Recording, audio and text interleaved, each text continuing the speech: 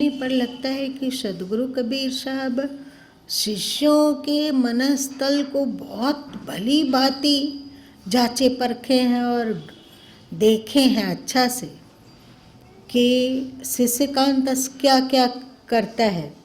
जैसे सदगुरु की माने नहीं अपनी कहे बताए, कहें कबीर क्या कीजिए और मता मन माए। इसका क्या अर्थ अभी पढ़े थे, मत अर्थ मत देखिए, केवल पद बद से देखकर बताइए। सतगुरु की माने नहीं अपनी कहे बनाए, बताइए। सतगुरु के उपदेश को नहीं मानता और अपनी मनमानी करता है, जो अपनी मन अपनी कहे बनाए, अपनी बना करता है। सतगुरु के उपदेश को अपने तरीके से प्रस्तुत करता है। जो अपना मन का अर्थ है वो अपना अर्थ बताता है, गुरु का अर्थ जो स्पष्ट बताया वो नहीं बता के अपने तरीके से अर्थ बता रहा है। कहें कबीर क्या कीजिए। हाँ, ऐसे लोग तो क्या कर सकते हैं ऐसे लोगों को। और मता मन माए,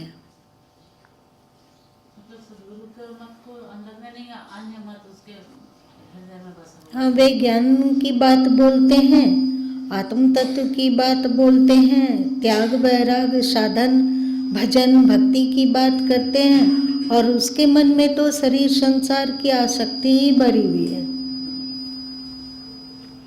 और मता मन माए, कोई इसका अर्थ देखो क्या लिखा हुआ है। कबीर साहब कहते हैं जो सदगुरु के वचनों को नहीं मानता और अपनी उल्टी सीधी बातों को बनाकर कहता है, ऐसे मनुष्यों का क्या कीजिएगा। इनके मन में तो अन्य ही शरीर संसार के वासनाजन्य सिद्धांत हैं। सिद्धांत हाँ, मत मान्यता। अगला बिना अर्थ नहीं, ऐसे ही सतगुरु के उपदेश का सुनिए एक विचार, सुनिया एक विचार। सतगुरु के उपदेश का सुनिया एक विचार,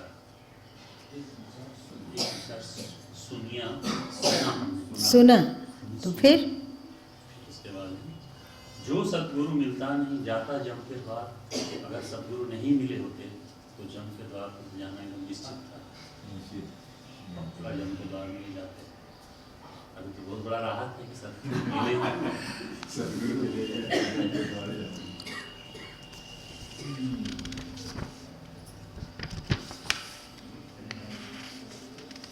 अर्थ पढ़ने से थोड़ा ज्यादा ताकत मिलती है,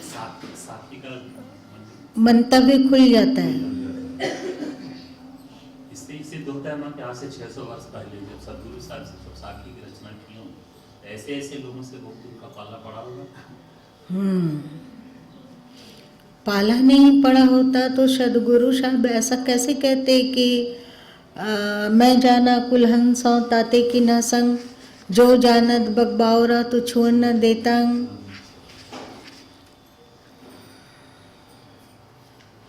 देखा देखी भक्ति का कबो न चढ़सी रंग, बेपत्ती पड़े ओ छाड़ से जो के चुली भुअंग। और मैं रोया जगत को मोको रोए न कोई, मोको रोए सो जना सद विवेकी होय।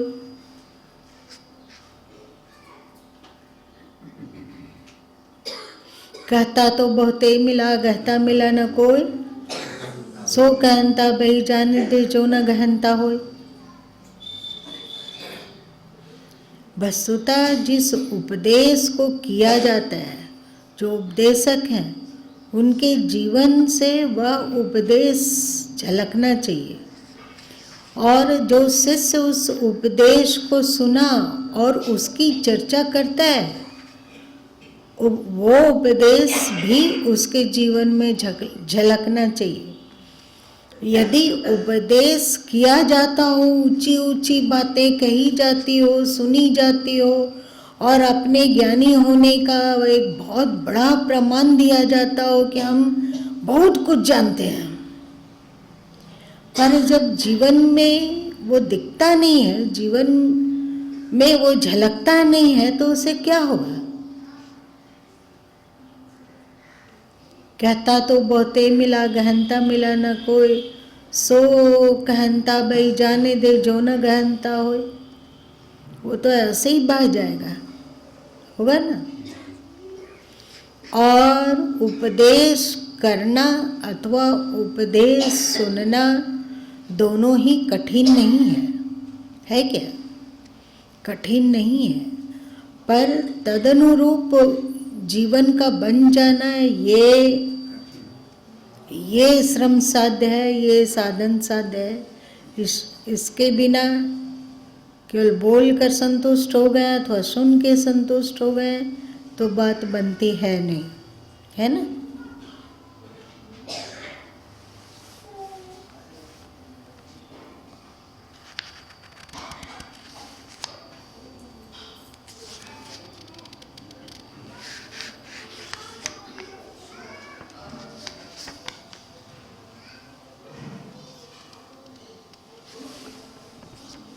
एक अभी आप लोग पढ़े, बहे बहे बहाने जाते लोक वेद के साथ, बीच ही में सतगुरु मिले, दीपक दिनों हाथ। कैसे मिले होंगे? बहे बहाने जाते लोक वेद के साथ, लोक में प्रचलित मान्यता और शास्त्रों का अंध भाष्य के साथ कि नहीं, हमारे शास्त्र में तो ये लिखा है कि बिना नवमी में बिना बकरी और भैंसा को काटे बिना माता खुश होती ही नहीं है। ये सब है ना।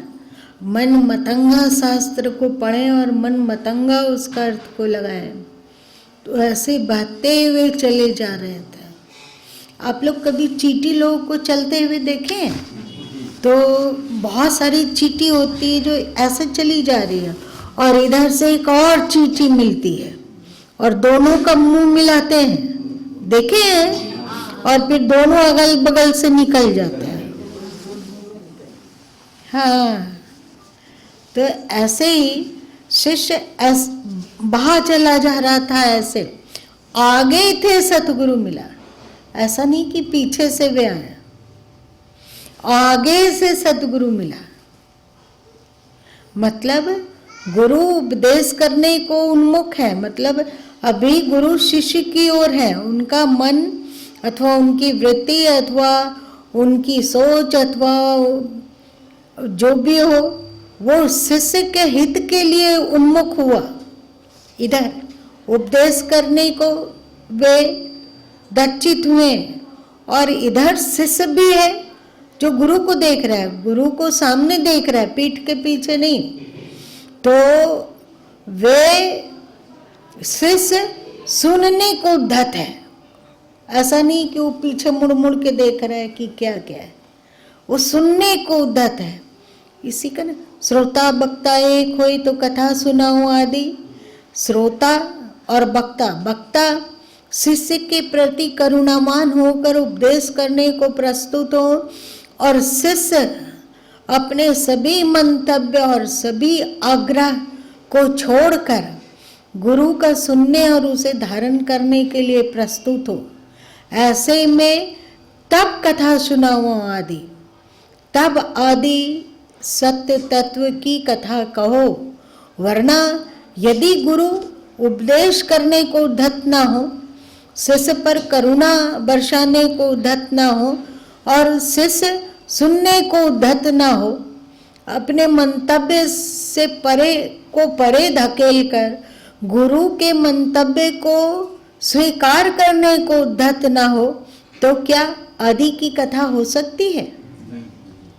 दोनों में से एक भी चुक जाए, जैसे आप लोग बहन लोग इसको जानेंगे कि एक बोतल से दूसरे बोतल में तेल डालना हो तो एक हाथ में तेल वाला बोतल है, एक हाथ में जिसमें डाला जाएगा वो बोतल है। तो ये हाथ यदि थोड़ा सा हिल जाता है तो भी तेल बाहर गिर जाएगा और ये वाला हाथ थोड़ा सा हिलेगा तो भी तेल बाहर गिर जाएगा। उसी तरह यदि गुरु उपदेश देने को प्रस्तुत ना हो अथवा उनके अंतस में करुणा ना हो तो भी कुछ नहीं हो सकता। शिष्य कितना भी उपदेश सुनने को उत्सुक हो, वो सोचता हो कि बोले कुछ जिससे कि मैं उसे धारण करूं, पर अभी गुरु अपनी मस्ती में, मौज में, अभी उपदेश करने को उद्धत नहीं है, तो भी कुछ नहीं होगा। अथवा गुरु उपदेश कर रहे हैं पर शिष्य उद्धत ना हो तो भी कुछ नहीं होगा। यदि शिष्य कहता हो कि गुरुदेव हमें उपदेश कीजिए, तो ऐसा नहीं है कि आप संध्या को बोलें कि गुरुदेव उपदेश कीजिए, तो उस समय शाम को आपकी इच्छा अनुसार उपदेश देने लग जाएंगे। अथवा आप सुबह बोलिए कि उपदेश कीजिए, तो वे उपदेश देंगे ही, इसमें संदेह है। उनकी जब मौज आएगी तभी वे उपदेश करेंगे, आपके कहने सुनने से कुछ नहीं होगा। जातक का उदाहरण बहुत आप लोग सुनते हैं ना, कि स्वाति नक्षत्र का पानी, तो जातक क्या करता है कि मुंह को खोलकर आसमान को देखता रहता है। क्यों? क्योंकि कभी भी स्वाति बूंद बरस सकता है, और जब स्वाति बूंद बरसेगा और उसका मुंह बंद रहा तो वो तो सब बह जाएगा, बहेगा ना। तो अपने तरफ से तो चातक पक्षी मुंह खोले इंतजार में है, और जैसे ही स्वाति बूंद बरसता है उसके चोंच में गिरता है और वो उसको गटक कर अपनी पिपासा को बुझाता है ना। वैसे ही शिष्य हमेशा आतुर होकर इंतजार करता है कि सद्गुरु उपदेश करें, तो शिष्य में प्रतिपल आतुरता रहती है, और जैसे उपदेश मिलता है शिष्य उसको अपने हृदय में धारण कर कर माला माल हो जाता है।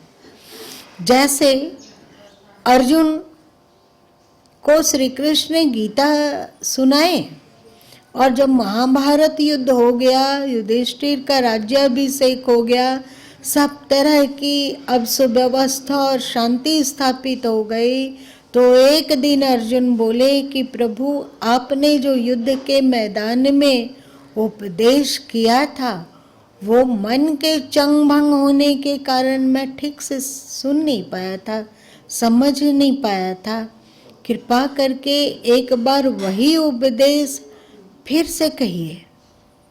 तो कृष्ण जी क्या बोले कि अर्जुन उस समय मौज थी इसलिए बोला गया, अब अभी मौज नहीं है, तो तुम्हारे आग्रह करने से अथवा तुम्हारे कहने से उपदेश में नहीं कर सकूंगा, अथवा उपदेश करने की भी कोशिश करूं तो ऐसा नहीं है कि उस समय जो उपदेश किया वही उपदेश फिर से हो।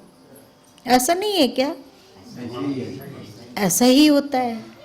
तो शिष्य को बहुत चौकन्ना होना होता है, और शिष्य चौकन्ना हो तो कभी न कभी उपदेश मिलता ही मिलता है। आप लोग ये सद्गुरु साहब की साखी को सुने हैं तो अब पाठ करते हैं कि द्वार धनी कड़ी रहो, धक्का धनी के खाओ, कबहू धनी निवाजिया, जो दर छाड़ी न जाओ। इसका अर्थ क्या हुआ?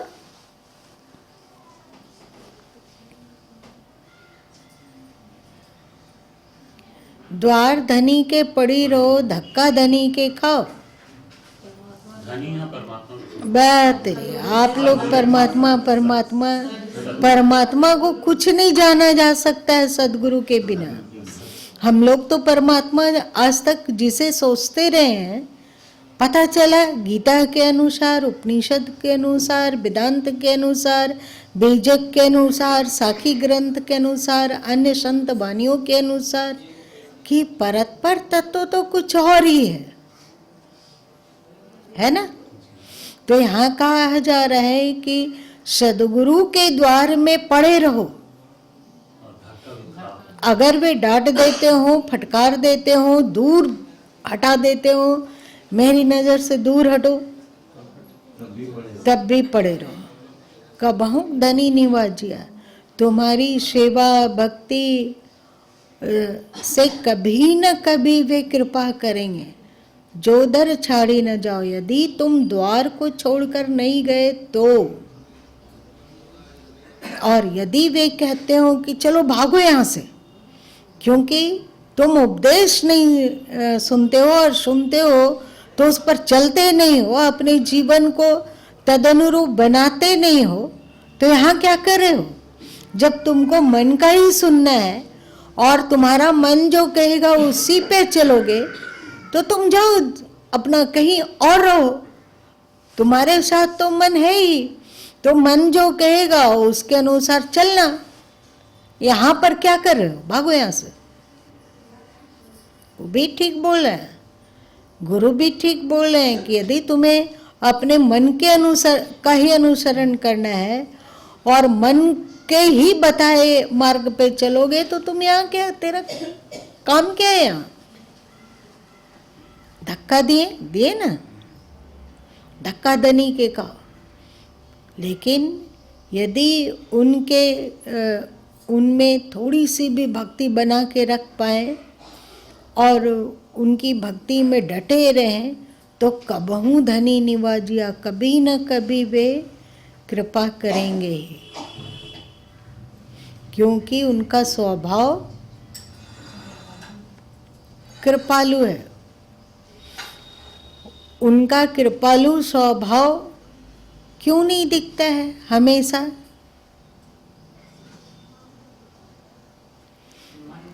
जब हम लोग समझते हैं कि सद्गुरु तो परम दयावान है, वे अपने स्वभाव से विवश होकर हम पर कृपा करेंगे, ये जहाँ आप में अक्कड़ आई तो वो दिखा देंगे कि वो कृपा कैसे करते हैं, मतलब कैसे नहीं करते हैं।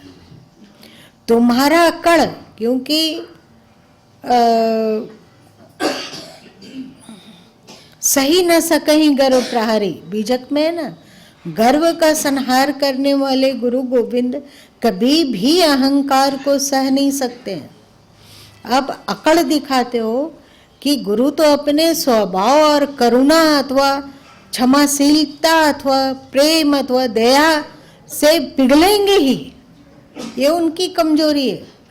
तो याद रखना, कोई भी स्वभाव सद्गुरु की कमजोरी नहीं बन सकती है, क्योंकि सद्गुरु तत्व इन भाव और मतलब करुणा और कोप दोनों से बहुत ऊंचे हैं। मतलब कोप से ऊंचे हैं तो समझ में आता है, पर करुणा से कैसे ऊंचे हैं? शिष्य इसको अपना अधिकार नहीं समझ लेंगे। जैसे करुणा के कारण हमारी हर बात को तो मान ही लेंगे, तो उनकी दयालुता है, करुणा है, जरूर कर लेंगे, ऐसा मन में धारणा बना के ना रखते हो। यदि करुणा करने से शिष्य का बुरा होता हो, समझिए इस बात को, यदि उसके मन में अकड़ है कि वो तो दयालु हैं, वो तो क्षमाशील हैं, हम 1000 गलती करेंगे तो भी विवश होकर क्षमा करेंगे, ऐसा अकड़ है, तो यदि से गुरु करुणा करेंगे तो शिष्य का भला होगा कि बुरा?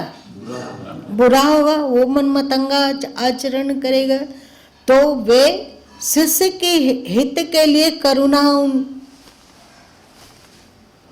आउट, भाग। और शिष्य में भक्ति हो तो कोप का कहीं आवश्यकता ही नहीं है।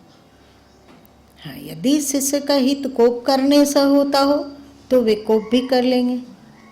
यदि शिष्य का हित करुणा से होता हो तो वे करुणा भी करेंगे। यदि शिष्य का हित करुणा करने से नहीं होता हो तो वे करुणा क्यों नहीं करेंगे? क्योंकि उनका स्वभाव करुणा और कोप दोनों से बहुत ऊपर है।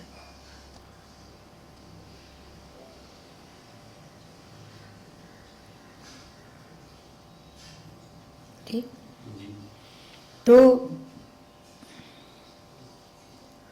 बड़ी तत्परता चाहिए। अध्यात्म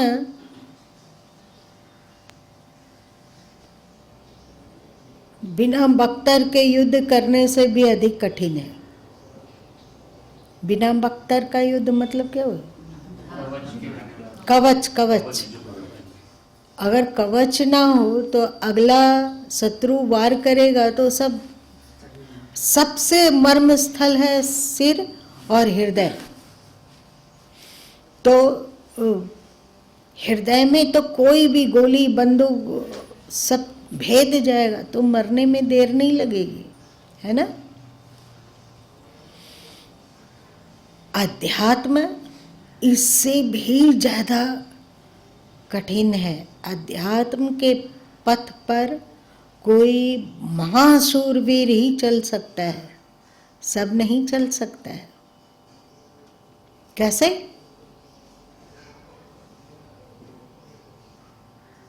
कैसे? सूरवीर के लिए है अध्यात्म का पथ जो बहुत ज्यादा विल पावर वाला हो, आत्मबल वाला हो, अथवा हर स्थिति का मुकाबला करने के लिए तैयार हो और एकदम चौकन्ना रहता हो, वही अध्यात्म पथ पर चल पाएगा।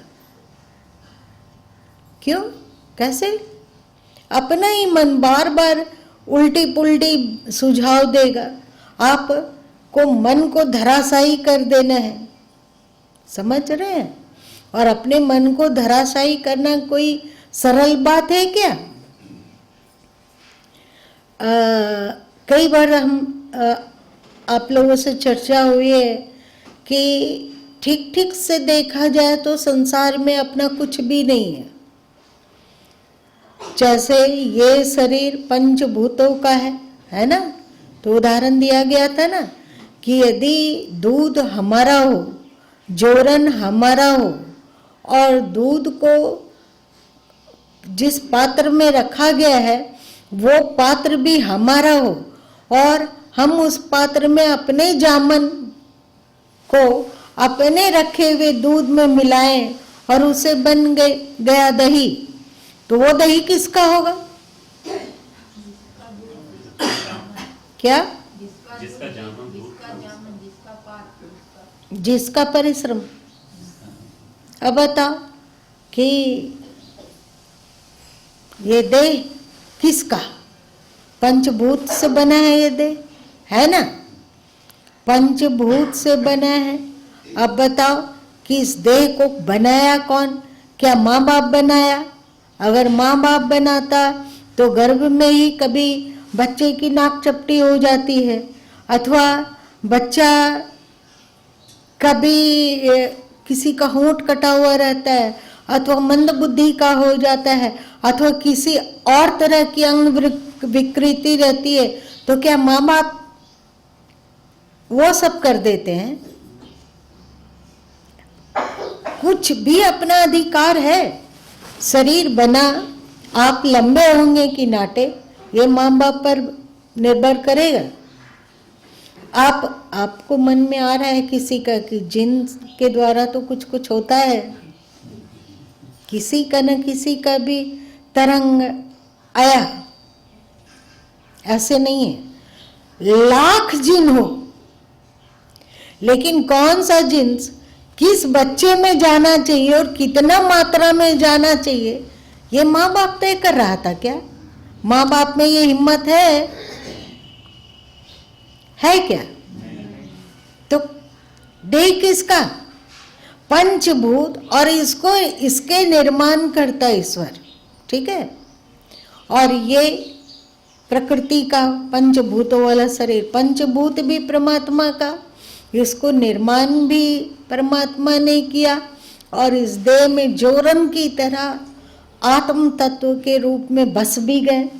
जैसे जोरन दही में बस जाता है ना, तो एक नया चीज बन जाता है, तो वैसे ही पंचभूतों से निर्मित ये शरीर और इसमें आत्मा रूपी जोरन के रूप में परमात्मा प्रवेश किए, तो हम लोगों का शरीर चल रहा है, फिर रहा है, उड़ रहा है, बैठ रहा है ना। तो ये शरीर किसका? ये जीवन किसका? इसी को शायद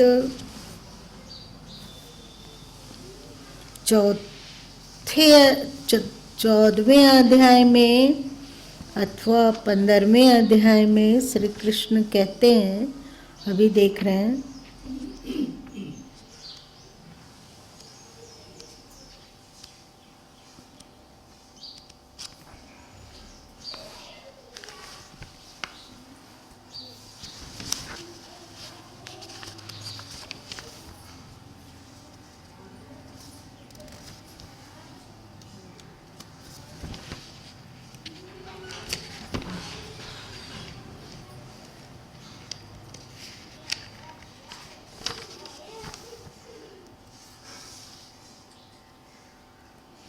जिसमें है कि प्रकृति मेरी योनि है, मैं उसमें बीज डालने वाला पिता हूँ।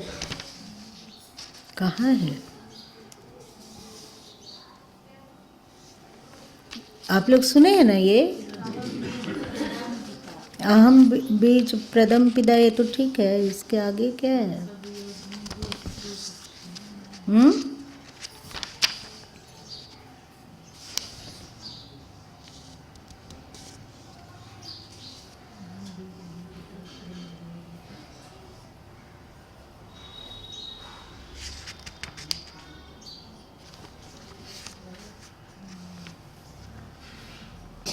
एक बार देखो ना, हम बीज प्रथम पिता,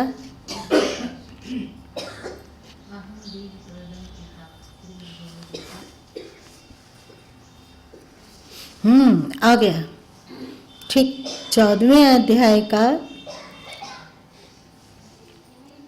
3रा श्लोक। हे अर्जुन, मेरी महत ब्रह्म रूप मूल प्रकृति संपूर्ण भूतों की योनि है, अर्थात गर्भाधान का स्थान है, और मैं उस योनि में चेतन समुदाय मतलब जीव को गर्भ को स्थापन करता हूँ। उस जड़ चेतन के संयोग से सब भूतों के शरीर की उत्पत्ति होती है। हे अर्जुन, यह है 4था श्लोक 14वें अध्याय का। हे अर्जुन, नाना प्रकार की सब योनियों में जितनी मूर्तियां अर्थात शरीरधारी प्राणी उत्पन्न होते हैं, प्रकृति तो उन सब की गर्भ धारण करने वाली माता है, और मैं बीज को स्थापन करने वाला पिता हूँ। इसके अतिरिक्त अन्य कोई माता और पिता नहीं है। ये गीता का 14वें अध्याय का 3रा और 4था श्लोक। मतलब ये जो जीवन है, इसके माता और पिता सब वो ईश्वर ही है। प्रकृति और परमात्मा, प्रकृति माता है और परमात्मा पिता है। आप लोग गाते हो ना, तो मैं व माता, प्रकृति परमात्मा की है ना, परमात्मा की ही शक्ति है प्रकृति। तो ये प्रकृति माता है और परमात्मा पिता है। इसके अतिरिक्त हम सब का ये जो शरीर दिख रहा है, ढांचा दिख रहा है, इसके कोई और अभिभावक अथवा माता पिता नहीं है।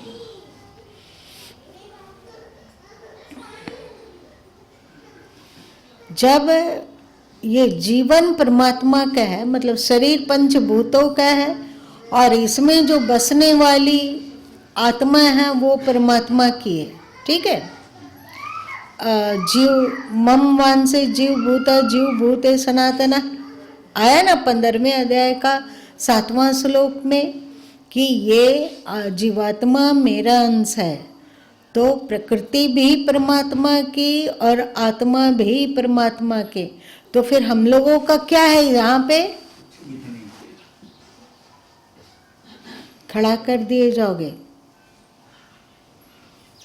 हम लोगों का क्या है? हम लोगों का मात्र मन है। आप मन को प्रभु चरणों में समर्पण कर देते हो तो सब समर्पण हो जाता है। अभी आप लोग पाठ कर रहे थे ना, मन दिया तिन सब दिया मन के लार शरीर, अब देवे को क्या भया यूं कथी कहें कबीर।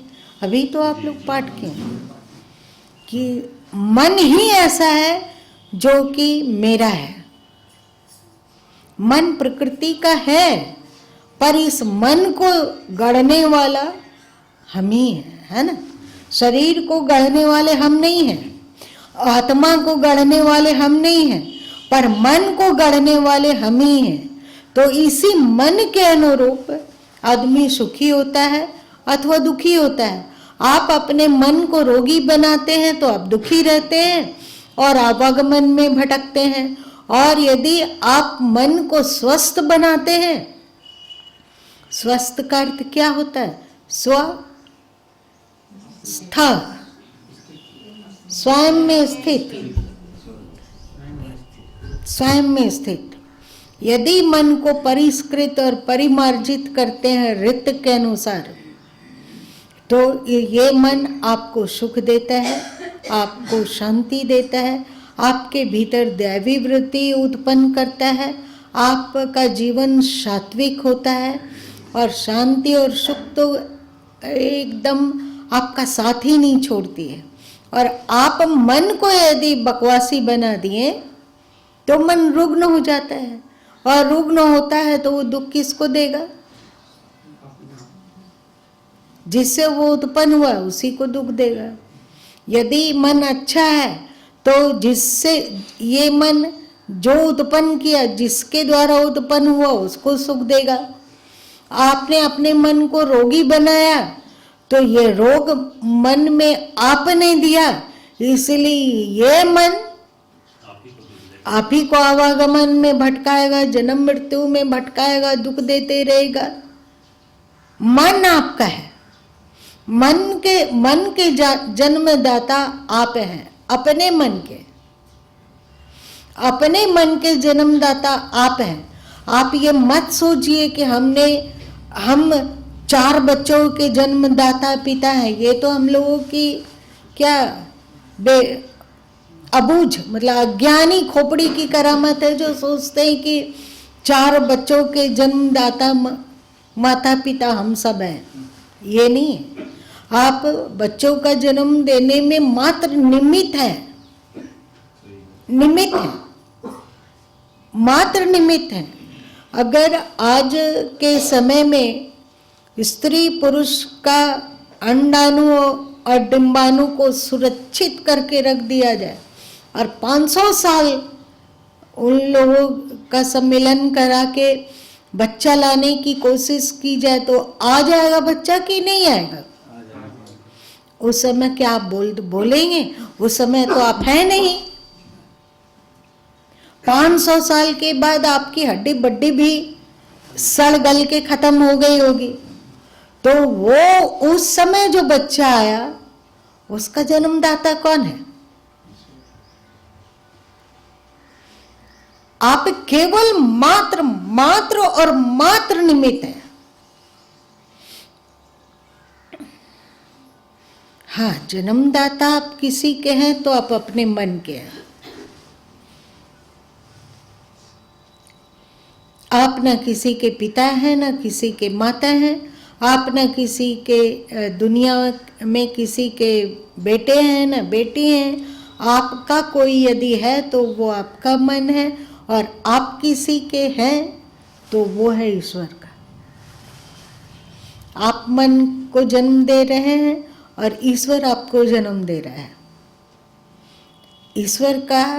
ईश्वर की सृष्टि में अथवा ईश्वर जन्म देते हैं, उसमें कोई दुख नहीं है, कोई वेदना नहीं है, कोई कष्ट नहीं है, वहाँ पर किसी तरह की परेशानी नहीं है, कोई प्रताड़ना नहीं है। आनंद स्वरूप परमात्मा हम सबको आनंद में बनाकर धरती पर जन्म देता है।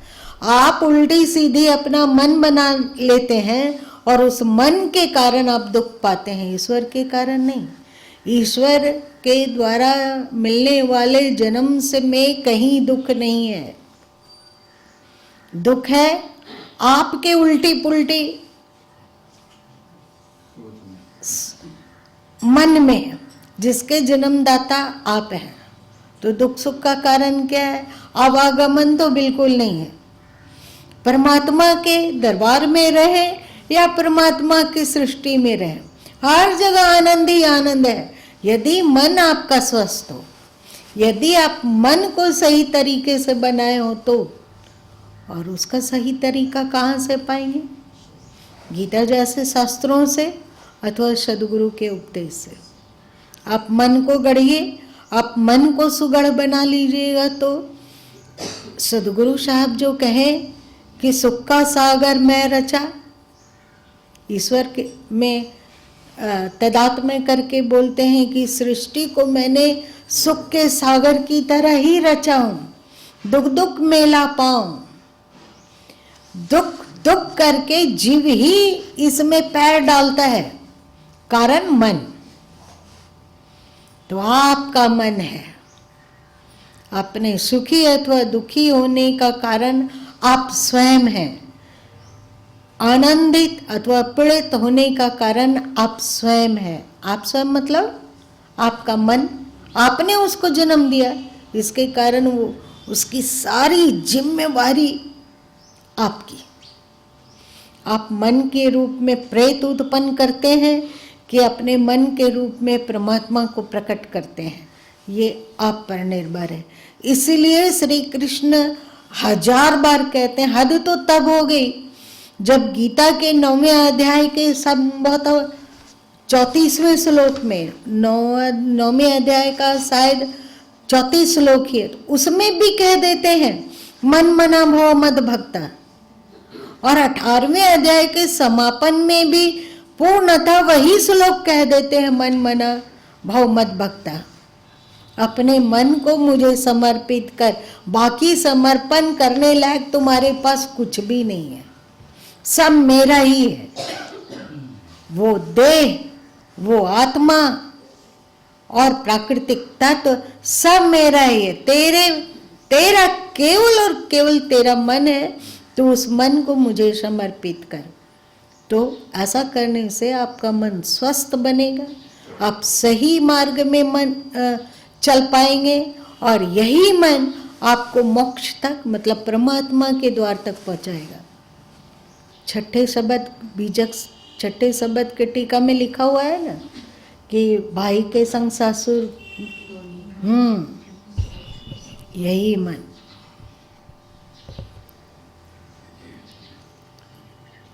परमात्मा अपनी सृष्टि का जिम्मेवारी लेता है, आप अपने मन की जिम्मेवारी लीजिए। इसकी जिम्मेवारी आपको स्वयं ही लेनी होगी, परमात्मा यह कुछ नहीं करेगा। आपको स्वतंत्र कर दिया है कि आप जैसा चाहो इस मन को बना लो। अच्छा तो आपका जीवन अच्छा, बुरा तो आपका जीवन बुरा, दुखी सुखी आप अपने द्वारा सृजन कर लेते हो। ठीक है, आज इतना ही रहने दो।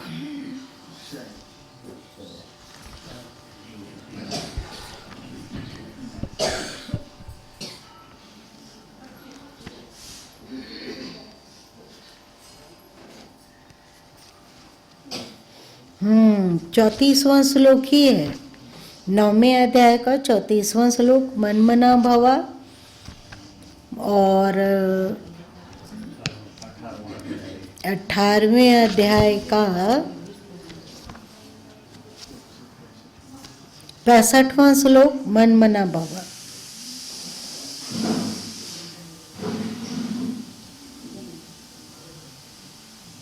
हे अर्जुन, तू मुझ में मन वाला हो, मुझे मन समर्पित कर, मेरा भक्त बन, मेरा पूजन करने वाला हो और मुझको प्रणाम कर। ऐसा करने से तू मुझे ही प्राप्त करेगा। मतलब आनंद सुख सच्चिदानंद घन परमात्मा। परमात्मा को क्या कहा जाता है? सत्यम शिवम सुंदरम, चाहे सच्चित आनंद, उसे ही प्राप्त करेगा। ऐसा करने से तू मुझे ही प्राप्त करेगा, या मैं तुझसे सत्य प्रतिज्ञा करता हूँ, क्योंकि तू मेरा अत्यंत प्रिय है। सभी जीव परमात्मा को प्रिय है, इसलिए वे उपदेश कर दिए। क्या? मन मना भवा।